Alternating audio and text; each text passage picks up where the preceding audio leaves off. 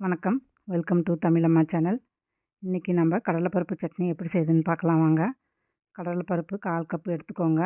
1 table spoon வெள்ளை உளுந்து, 1/4 teaspoon மிளகு, 1/4 டீஸ்பூன் ஜீரகம், 3 காஞ்ச மிளகாய், 7 8 பல் பூண்டு, கருவேப்பிலை,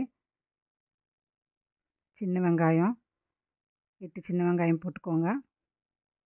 இப்போ இதில் கொஞ்சமாக எண்ணெய் விட்டுக்கோங்க. நல்லா இப்போ வறுத்து எடுத்துக்கலாம். நல்லா செவக்க வறுத்துருங்க. இப்போது தேங்காய் துருவல் கொஞ்சம் போட்டுக்கோங்க. அதையும் நல்லா ட்ரையாக வறுத்து எடுத்துக்கோங்க. ஒரு கோழி குண்டு சைஸில் கொஞ்சம் புளி போட்டுக்கோங்க. இதையும் நல்லா வறுத்துட்டு நல்லா ஆற வச்சுருங்க. ஆற வச்சுட்டு மிக்ஸி ஜாரில் போட்டு தேவையான அளவு உப்பு போட்டு அரைச்சி எடுத்துக்கோங்க. சட்னி அரைச்சாச்சுங்க. கடலைப்பருப்பு சட்னி ரெடி ஆகிடுச்சு. இது களிக்கு நல்லா தொட்டு சாப்பிட்டா சூப்பராக இருக்குங்க. தாளிக்கவே தேவையில்லைங்க, அப்படியே சாப்பிட்லாம். இட்லி, தோசை, சாப்பாட்டுக்கெல்லாமே நல்லாயிருக்கும் இது சட்னி. நீங்களும் வீட்டில் ட்ரை பண்ணி பாருங்கள். நன்றி.